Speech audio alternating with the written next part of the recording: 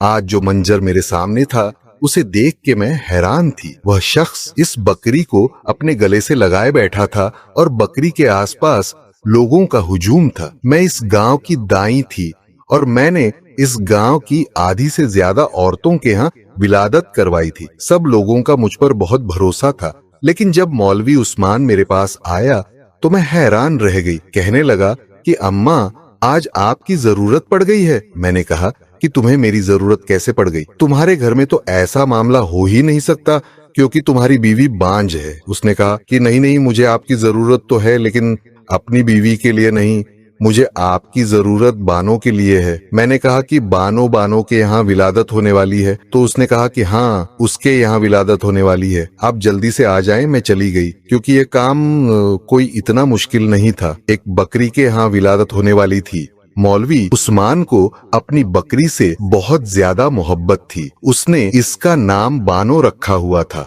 वह इस बकरी के पीछे पागल था, उसका बहुत ज्यादा ख्याल रखता था, उस पर जान देता था। सर्दियों में उसके कपड़े भी बनाया करता था। उसके लिए अलग से एक कमरा बना रखा था। सारे गांव को पता था कि मौलवी उस्मान की जान इस बकरी में बसती है और यह इससे बहुत ज्यादा मोहब्बत करता है। कहता था कि जब से बकरी को लेकर आया हूँ तब से मेरे हालात भी बदल गए हैं। बकरी थी भी बड़ी खूबसूरत बीतल बकरी थी, लंबी और सफेद रंग की। इतनी ऊंची बकरी वैसे मैंने अपनी जिंदगी में कभी नहीं देखी थी, क्योंकि यह इसका ख्याल ही बहुत रखता था, इसलिए वह इतनी बड़ी थी। मैं भी वहां पर चली गई और पास जाकर बैठ गई। मुझे पता था कि मेरा ज्यादा काम नहीं है, लेकिन थोड़ी देर के बाद मेरी आंखों ने ऐसा मंजर देखा कि कदमों तले से जमीन निकल गई। मैंने उसे कहा कि यह क्या मामला है? उस्मान पता कर किसकी हरकत है ये? वह खुद हैरान परेशान रह गया। इसको तो ना बात आए ना जाए, क्योंकि उसे भी यह सब कुछ देखने की उम्मीद नहीं थी। लेकिन जब पता किया गया कि यह किसकी कारस्तानी है तो कदमों तले से जमीन तो निकलनी ही थी, सर से आसमान भी उड़ गया था। क्योंकि अब मौलवी उस्मान कभी भी खुद से नजरें नहीं मिला सकता था, क्योंकि यह काम सिर्फ एक का नहीं, बल्कि लोग कहते हैं कि एक माँ के जज्बात सिर्फ औरत में नहीं होते, लेकिन कुछ मर्द ऐसे होते हैं जिनको औलाद पैदा करने का बहुत शौक होता है। मौलवी उस्मान भी ऐसा ही था, मेरे ही हाथों पर पैदा हुआ था। उसकी माँ बड़ी अच्छी औरत थी, अब इस दुनिया से जा चुकी थी। उसके घर में उसकी एक बीवी रहती थी जो बस मुनासिब सी ही खातून थी, ना किसी से ज्यादा बात करती, ना कहीं आना जाना रखती। और इसकी वजह यह है कि वह बांझ थी, बच्चे पैदा नहीं कर सकती थी। अक्सर मेरे पास आती थी, मुझसे कोई दवाई लेकर जाती थी, क्योंकि मैं इस गांव की दाई थी। मैंने उसे कहा था कि तेरे यहाँ उम्मीद नहीं होने वाली, तो शहर जाकर एक दफा अपना चेकअप करवा ले। आजकल शहरी डॉक्टरों ने बड़े बड़े तरीके निकाले हैं, शायद तेरे भी औलाद हो जाए। लेकिन वह कहती थी कि आपको तो पता है हम गरीब लोग हैं और मौलवी उस्मान कभी भी मुझे शहर लेकर नहीं जाएगा, इतने पैसे भी नहीं है हमारे पास। बस यह मामला इसी तरह चल रहा था जब वह बदबख्त कहीं से एक बकरी का बच्चा ले आया। यह एक छोटी सी बकरी थी, उसको ऐसे उठाकर लाया था जैसे उसके यहाँ औलाद पैदा हो गई है। उसने उसका नाम बानो रख दिया और फिर पूरा दिन इस बकरी की देखभाल करता रहता, इस तरह से पालता था इसको जैसे उसकी अपनी औलाद है। वक्त के साथ साथ बकरी भी बड़ी हो गई और अब दूध भी देती थी। मैं बूढ़ी औरत थी, मैंने उसे कहा था कि पाव भर दूध मेरे लिए रख दिया कर, और वह ऐसा ही करता था। लेकिन आज उसकी हालत देखकर मेरा कलेजा भी मुंह को आ रहा था। बेचारा ऐसे बैठा था सर पकड़ के कि जैसे यह सब कुछ उसकी अपनी बेटी या बीवी के साथ हुआ है। जब सुबह सुबह मेरी आंख खुली तो दरवाजे पर खड़ा दस्तक दे रहा था। कहने लगा कि मेरी बकरी के यहाँ विलादत होने वाली है। मैंने कहा कि तेरी बकरी तो अकेली है। तो कहने लगा कि यह तो मुझे नहीं पता खाला, लेकिन आप मेरे साथ चले, मदद की जरूरत है। पहले जब उसने दरवाजा खटखटाया तो मुझे लगा कि कोई मामला और है, लेकिन फिर मैं जानती थी कि इसकी बीवी के यहाँ तो औलाद नहीं हो सकती थी और वह अपने शौहर को पसंद भी नहीं करती थी। कहती थी कि माँ बाप ने जबरदस्ती शादी करवा दी है। वह लड़की अच्छी थी, लेकिन आहिस्ता आहिस्ता इसने आना जाना कम कर दिया। क्योंकि यह गांव था, यहाँ पर किसी औरत का बांझ होना बहुत बड़ा गुनाह समझा जाता था। मुझे अपने साथ लिए कमरे में दाखिल हुआ। यह कमरा इसने बानों के लिए ही बना रखा था। वह वहां पर बैठी कुछ बीमार सी लग रही थी। मैंने कहा कि देख, ये मेरा काम है नहीं, लेकिन वह जो जानवरों का डॉक्टर है ना, वह यह गांव छोड़कर चला गया है, इसीलिए चल, मैं तेरी थोड़ी बहुत मदद कर देती हूँ। मैं वहां जाकर बैठ गई और मैंने अपना हुक्का भी अपने पास रख लिया। मुझे क्या पता था कि आज मेरी जिंदगी का अजीबोगरीब दिन है। मुझे कुछ ऐसा देखने को मिलेगा कि मैं हैरान रह जाऊंगी। मैंने उससे कहा कि तू बाहर चला जा, और मैंने हुक्का पीना शुरू कर दिया।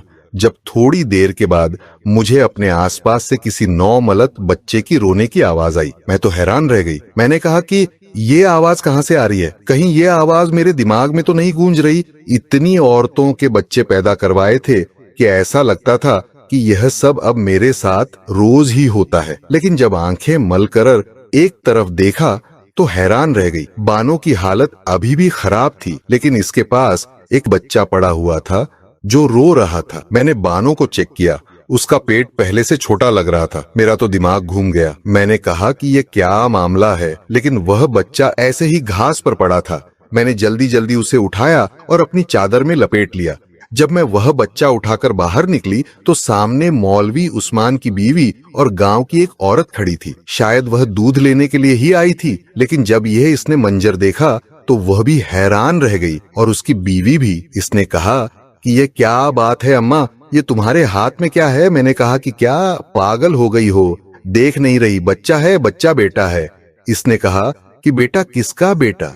यह बच्चा कहाँ से आ गया? तुम तो अंदर बानों के पास थी, इसकी तबीयत खराब थी। मैंने कहा कि अब मैं तुम लोगों को क्या समझाऊं कि यह बच्चा कहाँ से आया है? मुझे तो खुद नहीं पता, लेकिन जल्दी जल्दी इसको संभालो, नहीं तो यह बीमार हो जाएगा। मौलवी उस्मान की बीवी ने बढ़ के बच्चा मेरे से ले लिया और कहा कि मैं इसका ख्याल करती हूँ। वह बड़ी जल्दी जल्दी आगे बढ़ी थी, बच्चे को लेकर अंदर जा रही थी। जब मौलवी उस्मान ने यह मंजर देख लिया, उसने कहा कि बानो कैसी है?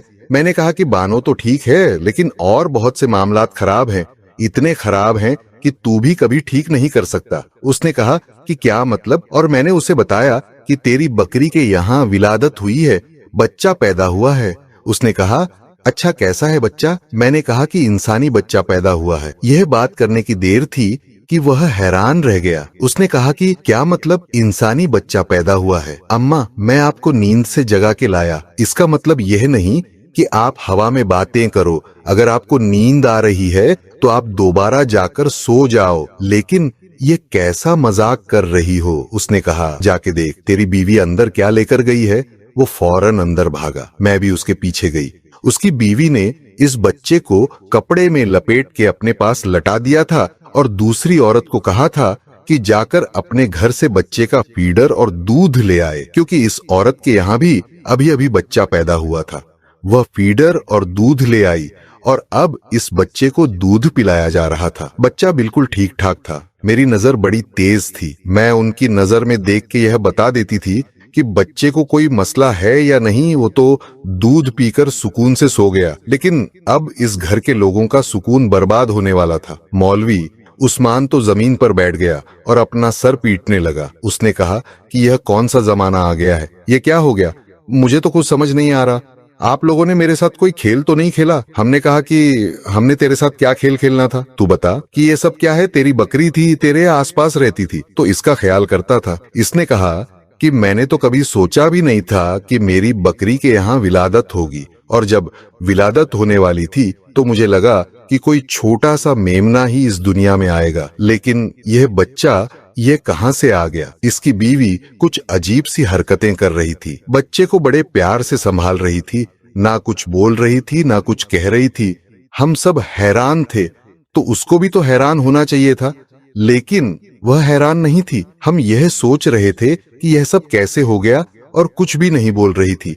जिन औरतों के बच्चे नहीं होते, अमूमन उन्हें बच्चों का बहुत शौक होता है, लेकिन इस औरत से मैं जब भी पूछती थी वह यही कहती थी कि मुझे बच्चों का कोई शौक नहीं है। अगर बच्चे नहीं है तो मुझे कोई मसला नहीं है, लेकिन अब इस बच्चे को ऐसे पकड़ के बैठी थी कि जैसे खुद से दूर करेगी तो उसको सांस नहीं आएगी। मैंने कहा कि शम्मा तू भी कुछ कुछ बोल ले, खामोश क्यों बैठी है? उसने कहा कि मैं क्या बोलूं, मेरे बोलने ना बोलने से क्या हो जाएगा। यही इस बकरी को उठा के लाए थे, पूरा दिन इसके आसपास फिरते रहते थे। मुझे नहीं पता कि मैं किस पर शक करूं। मौलवी उस्मान ने पास पड़ा गिलास उठा के जमीन पर दे मारा। उसने कहा कि क्या तू मुझ पर शक कर रही है? उसने कहा कि नहीं, मैं आप पर शक नहीं कर रही, लेकिन आप ही बताएं कि यह सब कैसे हो गया। यह सब कुदरत के खिलाफ है। अगर ऐसा हुआ है तो यह किसी की बहुत बड़ी सजा है। मौलवी ने कहा कि इस बच्चे का क्या करें। इससे पहले कि मैं कुछ बोलती, शमा कहने लगी कि बच्चे को मेरे पास ही रहने दे। अल्लाह ने हमें औलाद नहीं दी, बस यूं समझे कि हमें औलाद मिल गई है। आपको कितनी दफा समझाया मैंने, कितने झगड़े किए आपसे, लेकिन आपने कभी मेरी बात नहीं मानी। अब ये औलाद हमारे दरवाजे पर आ गई है, हम ही इसको पालेंगे। मर्द के अंदर बहुत सब्र होता है, लेकिन जब इसका सब्र जवाब दे जाता है ना, तो वह खामोश हो जाता है। मौलवी उस्मान के साथ भी यही सब हो रहा था। वह खामोश हो गया और उठ के वहां से चला गया। अब शम्मा रोने लगी।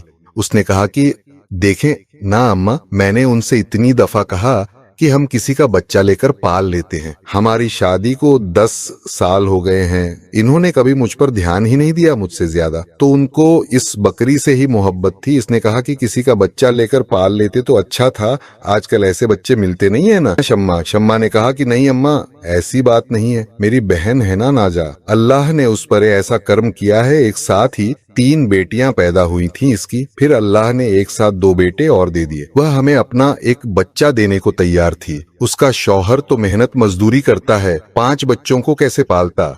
और फिर मेरी बहन की औलाद थी। और यह जो आपका मौलवी उस्मान है ना, इसने कहा कि इसका बाप कमजात है और हमने ऐसा बच्चा नहीं लेना जिसके अंदर नीच जात का खून हो। देखें इसने कितने बड़े बड़े बोल बोले हैं, शायद जिसके लिए अल्लाह ने इसको ये सब कुछ दिखाया है। इसने कभी मुझे संजीदा लिया ही नहीं, ना मेरा इलाज करवाया, ना मेरे लिए दुआ की, ना मुझे कहीं दम करवाने ले गया। मैंने कहा कि किसी से औलाद ले लेते हैं, तो इसने मुझे 1000 बातें सुनाई। मैंने कहा कि फिर शहर जाकर किसी यतीम खाने से बच्चा ले लेते हैं, तब भी इसने मुझे बुरा भला कहा, बस इस बकरी को लेकर बैठ गया। एक दिन तो मुझे कहता था कि यह बकरी ही मेरा सब कुछ है, और अगर मैं इसका काम ठीक से नहीं करती थी तो मेरे साथ लड़ाई झगड़ा करता था। मुझे कहता था कि मैं तुम्हें तलाक दे दूंगा। अब देख लें क्या मामला हुआ है। अब इस बकरी की वजह से यह पूरे गांव में भी मशहूर होगा, लेकिन अच्छे अल्फाज में मशहूर ना होगा। मेरी ही बद्दुआ लगी है। शायद मैंने कहा कि शम्मा तू कैसी बातें कर रही है, तेरी बद्दुआ क्या ऐसी थी, क्या तूने यह मांगा था? तो शम्मा जेरे लब कहने लगी कि मैंने जो मांगा था वह मुझे मिल गया। मैंने कहा कि क्या बोली तू? उसने कहा कि मैं कह रही हूँ कि मुझे यह बच्चा मिल गया, बस काफी है। मैं नहीं जानना चाहती कि यह बच्चा कैसे इस दुनिया में आया और इसका बाप कौन है। बस मैं इसको पालूंगी और अपने पास रखूंगी। मैं अपने घर चली गई। मौलवी उस्मान की माँ मेरी बहुत अच्छी सहेली थी, इसीलिए मुझे खाला कहता था। कभी अम्मा कहता था तो कभी खाला। शाम हुई तो वह मेरे घर आ गया, बड़ा परेशान था। इसने कहा कि एक बुरी खबर है। मैंने कहा कि क्या बुरी खबर है? तो कहने लगा कि बानो इस दुनिया से चली गई है, अभी अभी दफना के आया हूँ। मैंने कहा कि मुझे बड़ा अफसोस हुआ। वह फूट फूट के रोने लगा।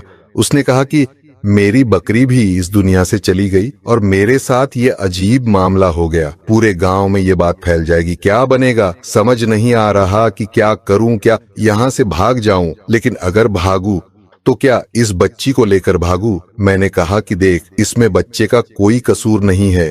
तेरी बीवी के यहाँ औलाद नहीं है, वह उसको पाल लेगी। इसका भी वक्त गुजर जाएगा। तो हम लोगों की आधी जिंदगी तो गुजर गई है, बच्चे नहीं हुए। अब अल्लाह ने शायद इसी तरह बच्चा देना था। तो उसने कहा कि नहीं, मैं यह सब कुछ ऐसे नहीं छोड़ सकता। मुझे पता लगाना है कि किसकी कस्तानी है, किसने किया मेरी बकरी के साथ ये सब कुछ, क्योंकि जिसने भी ये किया, यह इसके गुनाह की सजा है। हमारे गुनाहों की सजा नहीं है। हमने कौन सा गुनाह किया था? मैंने उससे कहा कि मुझे एक मामला लगता है। मुझे ऐसा लगता है कि यह बच्चा तेरी बीवी का ही है, लेकिन शायद तुझसे नहीं है। इसने कहा कि क्या मतलब? अम्मा, आप यह बात हवा में नहीं कर सकती। आपके पास सबूत होना चाहिए। मैंने कहा कि सबूत तो यही है कि वह इस बच्चे से बहुत ज्यादा मोहब्बत कर रही है, उसे गले से लगा के बैठी है, छोड़ ही नहीं रही। ऐसी मोहब्बत तो सिर्फ इसी माँ को होती है जिसने खुद बच्चा जन्म दिया होता है। और माँ की मोहब्बत इस पल और बढ़ जाती है जब बच्चा उसकी गोद में आ जाता है। तुझे यह सब कुछ अजीब नहीं लगता कि ना वह कुछ बोल रही थी, ना कुछ कह रही थी, बस इस बच्चे का ख्याल रख रही थी। मौलवी उस्मान ने कहा, पता नहीं, मुझे नहीं पता कि इसका रवैया अजीब था या नहीं, लेकिन अगर वह माँ बनने वाली थी तो मुझे पता क्यों ना चला। उसने कहा कि तेरी बीवी बारीबर कम वजूद की औरत है। अरे वह माँ बनने वाली हो तो तुझे क्या, तेरे पूरे खानदान को पता ना चले? और फिर तो पिछले दिनों तबलीग पर भी तो गया था, याद है ना तुझे? और परसों ही वापस आया था। मौलवी उस्मान सोचने लगा। उसने कहा कि हाँ, बात तो है सच, मैं तबलीग पर गया था और परसों ही वापस आया हूँ। मैंने कहा कि मेरा भी तजुर्बा है, यह बच्चा एक दिन का नहीं है, ये कम से कम भी 4-5 दिन का बच्चा है। मौलवी उस्मान ने कहा कि अगर यह सब कुछ मेरी बीवी ने किया है तो फिर बानो को मारने की क्या जरूरत थी? उसने इसे क्यों मार डाला? मैंने कहा कि ताकि कहानी बन सके तो बानो को छोड़ दे, वह अब इस दुनिया से चली गई है, लेकिन तू पता कर कि यह बच्चा तेरी बीवी का ही है या नहीं। मैंने कहा कि मैं कैसे पता कर सकता हूँ? उसने कहा कि तू पता ना कर, मैं ही पता कर लूंगी, लेकिन इसमें थोड़ा वक्त लगेगा। मुझे यकीन था कि यह औरत क्षमा झूठ बोल रही थी। यह बच्चा इसी का था जो इसने किसी और मर्द के साथ पैदा किया और फिर इसे यहाँ पर रख के कहानी बना रही थी। क्योंकि कभी कभी ऐसा होता है कि औरत को एक मर्द से औलाद नहीं होती, लेकिन अगर वह दूसरे मर्द से शादी करे तो औलाद हो जाती है। मर्द के मामले में भी तो ऐसा होता है कि एक बीवी से बच्चे नहीं होते, लेकिन दूसरी बीवी से बच्चे हो जाते हैं, या एक बीवी से बेटियां ही होती हैं पर दूसरी बीवी से बेटा पैदा हो जाता है। ये तो हमारे माशरे में होता ही रहता है, ये तो कोई अनहोनी बात नहीं है। मैं अब किसी तरह शम्मा को देखना चाहती थी, इसके वजूद का जायजा लेना चाहती थी, क्योंकि मेरा यही काम था। मैं तो औरत की चाल देख के बता देती थी कि इसका कौन सा महीना चल रहा है। मैं जाकर इस औरत के पास बैठ गई। मैंने कहा कि तुझे बच्चों का तजुर्बा नहीं है तो मैं तेरी मदद करने आ गई हूँ। बच्चा ठीक तो है ना? उसने कहा कि क्यों ना ठीक होगा। अपनी शम्मा की जुबान कुछ बोलते बोलते रुक गई। वह क्या कहना चाहती थी कि अपनी माँ के पास है, इसीलिए बच्चा ठीक है। मैंने उसे कहा कि थोड़ी देर को बच्चा मुझे दे दे और जाकर मेरे लिए 1 कप चाय बना ला। मैं देखना चाहती थी कि क्या इसकी चाल में कोई फर्क है। दूसरी तरफ मौलवी उस्मान बाहर निकल गया था। वह यह पता करना चाहता था कि यह मामला कैसे हुआ है। वह आसपास मोहल्ले के लोगों से पूछगाछ कर रहा था।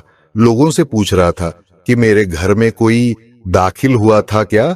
जिनके बकरे थे में से जाकर बात कर रहा था। लोग इसको बदले में और बातें भी सुना रहे थे, लेकिन इसने यह जानने की ठान ली थी कि आखिर मामला क्या है। और उधर मैं अपनी तफ्तीश में मसरूफ थी, लेकिन मेरा अंदाजा गलत निकला। शम्मा को देखकर ऐसा नहीं लग रहा था कि इसने इतनी जल्दी कोई बच्चा पैदा किया था। वह बिल्कुल ठीक ठाक फिर रही थी। फिर यह बच्चा था कि इसका कहीं वाकई वह मामला तो नहीं था जिसे हम सिर्फ यह सोच के नजरअंदाज कर रहे थे कि ऐसा नहीं हो सकता। जबकि अगर कुदरत नाराज हो जाए तो फिर ऐसे मामला दिखाती है कि इंसान की अकल दंग रह जाती है।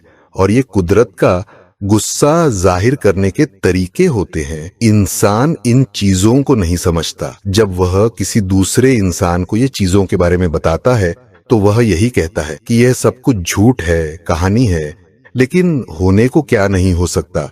मुझे एक औरत के बारे में पता चला कि इसने एक ऐसा बच्चा पैदा किया था। इसको देखकर सब लोग चीखे मारते हुए चलाते हुए वहां से भाग गए थे, क्योंकि वह बच्चा था ही इस किस्म का। और मेरी हिम्मत थी कि इसने इस बच्ची को उठाकर उसकी माँ की गोद में रखा था। इसकी माँ के हाथ भी कांप रहे थे, वह भी बुरी तरह से रो रही थी। सब लोग कहते थे कि इसे सजा मिली है क्योंकि इसने अपनी चारपाई पर पड़ी हुई सास की खिदमत नहीं की थी, बल्कि हमेशा उनको बुरे अल्फाज में पुकारती थी, गुस्सा करती थी, उनके काम नहीं करती थी। और फिर इसकी सास इसी तरह दम तोड़ गई थी। वह बच्चा भी इस दुनिया में ज्यादा अरसे तक नहीं रहा, लेकिन इस औरत को बदल गया। इसके बाद वह बहुत नेक औरत बन गई थी, अपने शौहर का ख्याल करती थी और गांव वालों का भी काम किया करती थी। मुफ्त में लोगों के पास चली जाती है और उनकी मदद करवाना शुरू कर देती थी। खैर, अब तो वह भी यह गांव छोड़ के जा चुके थे। शम्मा बच्चे का बहुत अच्छे से ख्याल रख रही थी। बच्चा बिल्कुल ठीक था और सुकून से सो रहा था। मैं वापस अपने घर आ गई। जब मुझे एक औरत बुलाने के लिए आई, उसने कहा कि अम्मा, वह सलीमा की बेटी है ना, इसकी तबीयत खराब हो गई है, जरा आप चलें।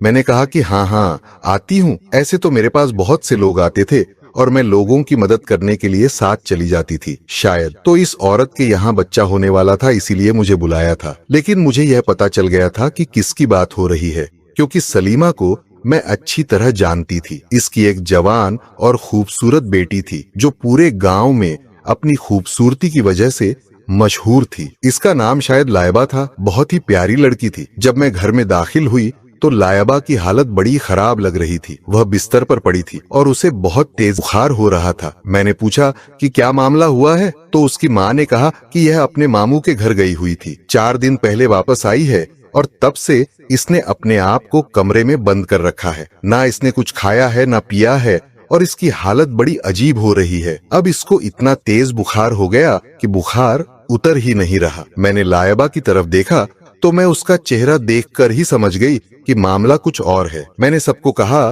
कि आप लोग यहाँ से बाहर चले जाओ, मुझे अकेले में देखने दो कि क्या मामला है, क्या मसला है। जवान लड़की है क्या? तुम सबके सामने मैं इससे ऐसी बातें पूछूंगी। चलो निकलो यहाँ से। मैं लायबा के पास बैठ गई। मैंने कहा, जी क्या बात है बेटा? जब मैंने इसे चेक करने की कोशिश की तो उसने मेरा हाथ पीछे कर दिया। उसने कहा कि नहीं अम्मा, बस तू मुझे बचा ले, बाहर जाकर सबको कह दे कि सब कुछ ठीक है। मैंने कहा कि क्यों, क्या हुआ? तो कहने लगी कि यह देख, मेरा हाल जब मैंने इसको देखा तो मैं समझ गई कि क्या मामला है। मैंने कहा कि तेरी औलाद कहाँ है? उसने कहा कि वो तो मैंने शम्मा को दे दी। मैंने कहा कि क्षमा तेरी क्या लगती है? तो कहने लगी कि वह मेरी बचपन की सहेली है। मैंने कहा कि इस बच्चे का बाप कौन था? तो लायबा ने सर झुका लिया। उसने कहा कि इस बच्चे का बाप जो भी था उसके साथ मेरा कोई जायज रिश्ता नहीं था। वह पीछे कारखाना बन रहा है, ना उधर का अफसर था। वह बहुत खूबसूरत आदमी था। उसे तो यहाँ से गए हुए 10 महीने होने वाले हैं। वह तो चला गया। यहाँ से मैं ही इसके इश्क में पागल हो गई थी और यह बात मैंने सिर्फ शम्मा को ही बताई थी। शम्मा को ही पता था कि मेरे यहाँ औलाद होने वाली है। जब मेरे यहाँ औलाद होने वाली थी और कुछ महीने ऊपर हुए तो मैं बहाना करके अपने मामू के घर चली गई। आपको पता है ना, मेरे मामू की आंखों में बनाई नहीं है। उनकी एक बेटी है और उससे यह सब कुछ छुपाना आसान था। वह बेवकूफ सी है। लेकिन फिर मुझे शम्मा ने कहा कि तू वापस आ जा, हम इस मामले को संभाल लेंगे। और जब मैं ये बच्चा बानो के पास रखने के लिए आई तो आप हुक्का पी के सो रही थी। अम्मा, आपको पता ही ना चला कि ये सब कुछ कैसे हुआ। नो के साथ हमने कुछ नहीं किया। उसकी तबीयत खुद ही खराब हुई थी। शायद उसने कुछ उल्टा सीधा खाया हो, लेकिन हमने उसकी तबीयत का फायदा उठाया और उस बच्चे को वहां पर रख दिया। आप कुछ पल को सो गई थी।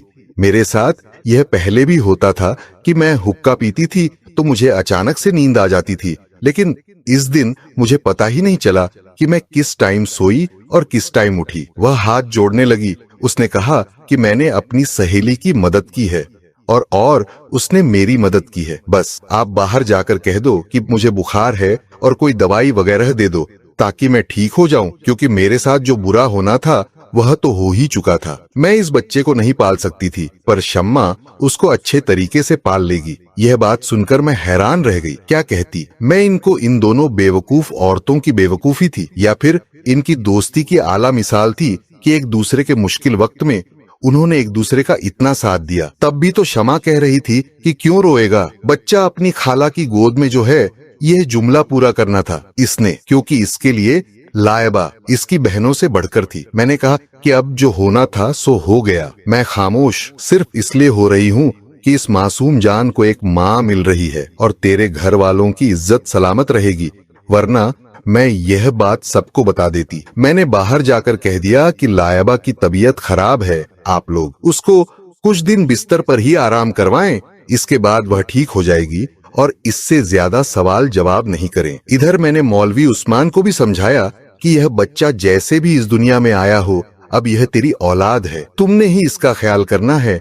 शायद अल्लाह ने तुझे एक इम्तिहान के लिए चुन लिया है और तू इसमें सुरखरू हो गया तो सब ठीक हो जाएगा। उसको भी मैंने संभाल लिया और शमा से मैंने कोई जिक्र नहीं किया। लेकिन यह बात वाकई बहुत अजीब थी कि इस बच्चे के आने के बाद मौलवी उस्मान के हालात बहुत बेहतर हो गए और उसके घर में दौलत की रेलपेल होने लगी। अब वह भी इस बच्चे को अपनी गोद में लिए फिरता है, उठाता है, प्यार करता है और शम्मा भी खुश है। रही बात लायबा की, तो किसी को पता भी नहीं चला कि इस लड़की ने इतना बुरा किया। शायद इसकी किस्मत अच्छी थी, लेकिन इसने वाकई बहुत बड़ा कदम उठाया था। अल्लाह इसको हिदायत दे। नाजरीन, स्टोरी से मुतालिक आप लोगों की जो भी राय हो हमें कमेंट बॉक्स में जरूर बताइएगा और वीडियो को एक लाइक करके इसे आगे ज्यादा से ज्यादा शेयर कीजिए। शुक्रिया।